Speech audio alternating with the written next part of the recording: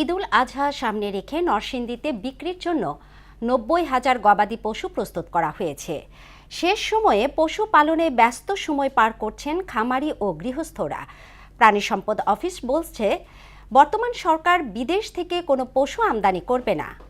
মাহবুবুর রহমানের তথ্যচিত্রে আরও জানাচ্ছেন মিশাল বিনতে আনোয়ার। কোরবানির ঈদকে সামনে রেখে প্রতি বছরের মতো এবারও পশু পরিচর্যায় ব্যস্ত সময় পার করছেন নরসিংদীর খামারিরা।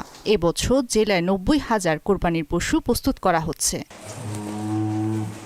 গোখাদ্য চড়া দামেও কোনো প্রকার ওষুধ প্রয়োগ না করে সম্পূর্ণ দেশীয় পদ্ধতিতে পশু মোটা তাজা করছেন তারা। তবে ভারত থেকে পশু আমদানি বন্ধ থাকলে লাভের আশা করছেন খামারিরা। সরকার ভালোভাবে বাইরের গরু দেশে না ঢুকার লাগে দেয়, তাইলে আমরা আশা করি এবারও আমরা লাভবান হব ইনশাল্লাহ। ভুট্টা, ভুসি, এবারে বুটের চোল্লা, আপনার মিক্সার, এগুলি আগের থেকে দাম অনেক বেশি, কিন্তু বেশি অনুযায়ী গরুর আপনার খরচ বেশি।